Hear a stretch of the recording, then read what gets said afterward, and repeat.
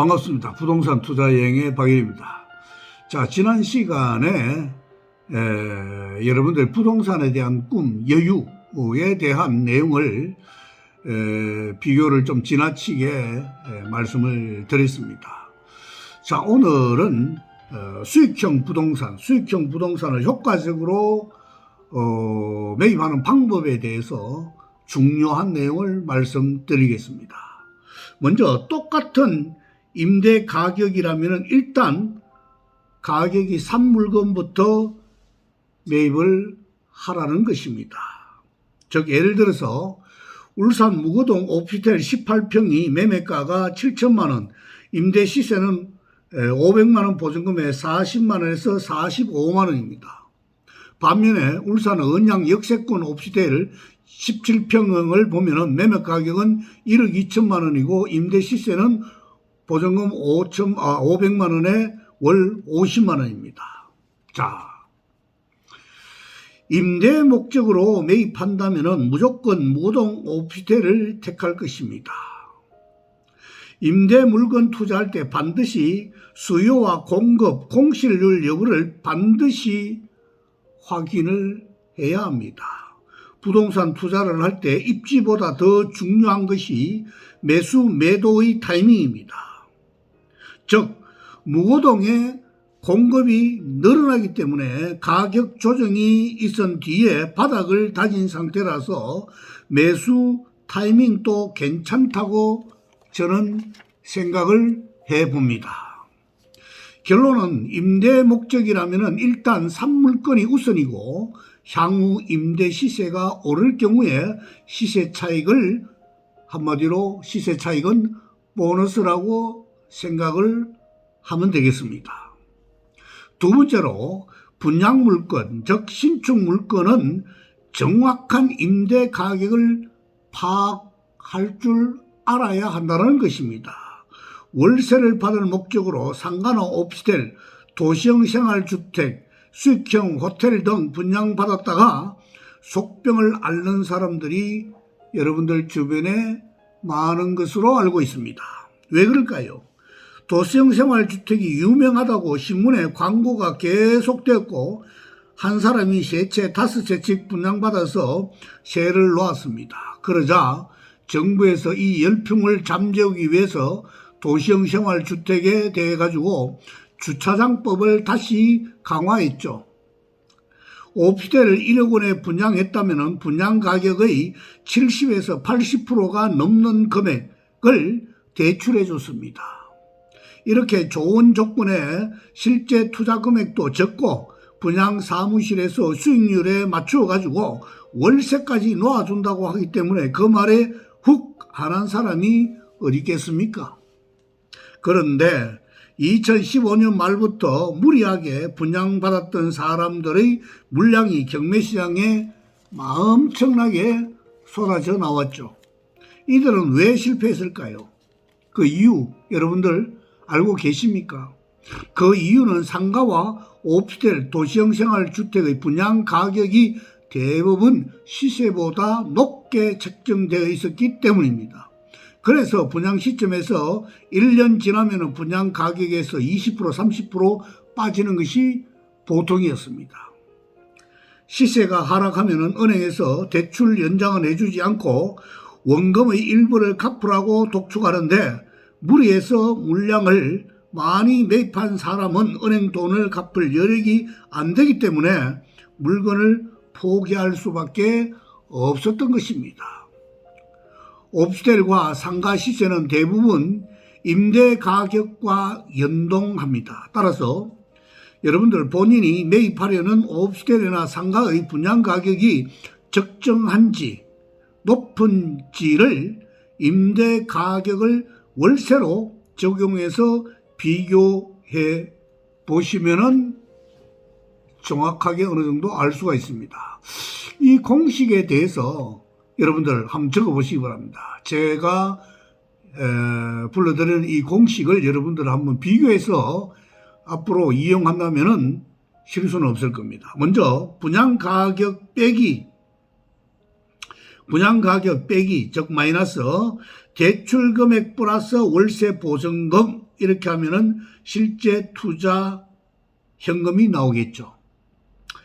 두 번째로 받을 수 있는 월세 마이너스 현금 투자에 대한 대출 이자. 다시 한번 더 받을 수 있는 월세 마이너스 현금 투자에 대한 대출 이자 하면은 뭐가 됩니까? 수익이 되겠죠. 마지막으로 방금 제가 말씀드린 받을 수 있는 월세 마이너스 현금 투자에 대한 대출 이자의 공식 나누기 먼저 말씀드린 분양 가격 마이너스 대출 금액 플러스 월세 보증금, 즉 실제 투자 현금이라 그랬죠. 이 공식, 즉 나누기 하면은 나누기에다가 곱하기 100을 하면은 어떻게 될까? 거기에서 여러분들 답을 찾으시기 바랍니다. 수익금이 몇 프로다라는 게 적용이 될 것입니다. 그 공식 한번 잘 활용해 보시기 바랍니다.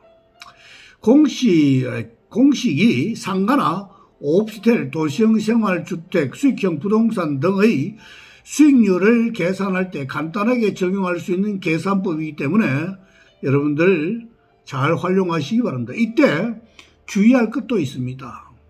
이러한 계산법의 틈을 이용하여 분양할 때에 현실적으로 임대 가격보다 더 높게 분양 사무실에서 책임지고 임대를 놔준다고 광고할 때가 많기 때문입니다. 아시겠죠? 분양하는 사람이 이런 공식을 알고 있거든요. 이 공식을 일반인들을 해보면은, 똑똑한 사람들은 해보면은 수익률이 별로 안 좋아, 퍼센트가. 그럼 어떻게 해? 분양 사무실에서 그걸 갖다가 조작을 하겠죠. 방금 말한 대로 분양 사무실에서 책임지고 임대를 놔준다고 합니다. 높게. 임대 가격보다 더 높게. 자, 이와 같이 분양받은 사람에게 분양과 임대를 동시에 해준다고 하기 때문에 정말 좋은 조건이죠. 이거는요. 내가 임대 놓는데 신경 쓸 필요도 없잖아요. 그러나 이때 주변의 임대 가격을 미리 조사하지 않고 분양 사무실에 가면은 분양팀에서 얘기하는 현금 수익률, 즉 좋은 말로 하면은 황금빛 수익률에 그냥 속고 마는 겁니다. 이럴 경우 1년 임대 가격이 종료되면은 분양팀과 미리 짠 세입자는 보증금을 받아나가고 높은 가격에서 분양받은 사람이 다시 이 가격에 임대를 놓기는 힘들기 때문에 임대 가격을 낮출 수밖에 없는 것입니다. 그렇기 때문에 분양받은 많은 사람들이 임대 수익이 처음하고는 다르다, 너무 떨어졌다, 이런 말을 주변에서 흔히 하는 사람도 있고 창피스러워서 아예 말하지 않는 사람들이 있죠. 그러면은 자연스레 분양 가격에서 거품이 제거되는 것입니다. 결과적으로 분양팀에서 분양 가격을 높게 책정하고 1년 월세를 분양 가격에서 깎아준 셈이 되는 것입니다. 여러분들 정확하게 이해하시기 바랍니다. 오피스텔은 급매물을 매입하는 것도 하나의 방법이지만 상가는 경매를 이용해서 매입하는 것이 훨씬 유리하다는 말씀을 드리겠습니다. 흑진주 같은 분양 상가를 찾는 것보다 경매를 통해서 거품이 제거된 가격의 상가를 매입하기가 훨씬 쉽고 유리하기 때문입니다. 그 다음 세 번째로 노후도가 심하거나 임대를 놓기 힘든 지역은 피해야 됩니다. 빌라를 지은 지 10년이 되면은 보일러를 교체해야 되고 수도관이 터지거나 수도에서 녹물이 나올 수도 있습니다. 따라서 같은 가격이면은 신축에 가까운 부동산을 매입하는 것을 최우선적으로 생각하시기 바랍니다. 월세는 건물의 하자가 생기면은 임대 시 원칙적으로 수리해 줘야 하기 때문에 이왕이면은 신경 덜 쓰는 것이 좋겠죠. 고지대에 있거나 또는 지역 주민이 주민들의 수준이 낮은 동네 부동산을 아무리 사더라도 매입 여부를 신중하게 결정해야 되겠습니다. 이런 곳에는 들어오면은 세입자는 대부분 취업이 일정하지 않기 때문에 월세를 연체하는 경우가 많습니다. 한마디로 월세가 높을수록 연체율이 낮다라는 것을 여러분들 기억하시기 바랍니다. 네 번째로 채광이 잘 되고 주차장이 확보된 건물을 매입하라는 것입니다. 월세를 사는 사람들도 주거 환경에 대한 눈높이가 높아졌기 때문에 원만하면은 채광이 잘 안 되는 물건을 한마디로 끓입니다. 또 요즘 월세 사는 사람도 대부분 승용차가 있기 때문에 주차장 확보가 매우 중요하다라는 것을 여러분들도 아셔야 됩니다. 그 다음 다섯 번째로 교통이나 학군, 기타 사항도 잘 점검해 봐야 합니다. 자주 듣는 이야기입니다. 여러분들이 소형 아파트와 소형 빌라는 일단 역세권에 있는 것이 좋습니다.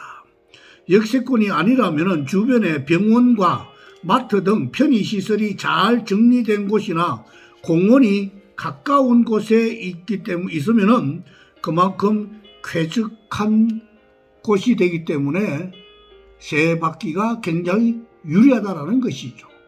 그 다음 여섯 번째로 관리비 역시 저렴한 곳을 찾아야 됩니다. 관리비가 싸면은 세입자도 선호합니다. 임차인의 입장에서 관리비가 비싸면은 그만큼 부담이 될 수밖에 없는 것이겠죠. 관리비가 비싼 집은 임차인의 선호도가 떨어지고 수익형 부동산으로 적합하지 않습니다. 그러나 좋은 점만 찾으려고 하면은 안 됩니다. 아파트 관리비, 공동주택 관리 정보 시스템이 있죠. 그 시스템을 여러분들 앱을 활용을 해 보시면은 쉽게 관리비가 얼마인지를 알 수 있을 겁니다. 자, 지금과 이상과 같이 6가지 사항을 모두 충족시키는 빌라나 아파트는 가격이 당연히 높습니다. 따라서 비슷한 가격이라면 좋은 점이 많은 물건을 매입하는 것이 좋겠죠. 투자에서 가장 중요한 부분은 원금 대비 수익률이라는 점, 누구나 다 아는 사실입니다. 이 점을 여러분들 깊이 아시고 한번 접근을 해보고 실행에 한번 옮겨보실 것을 저는 말씀드리고 싶습니다. 자, 지난번 강의와 오늘 강의를 여러분들 제대로 가슴에 와 닿지 않는다면은 다시 한 번 더 여러분들 편안한 자세에서 다시 한번 들어보시기 바랍니다. 뭔가가 여러분들 마음에 와 닿을 것으로 저는 믿어 의심치 않습니다. 수고 많았습니다. 좋아요, 구독 부탁드리겠습니다.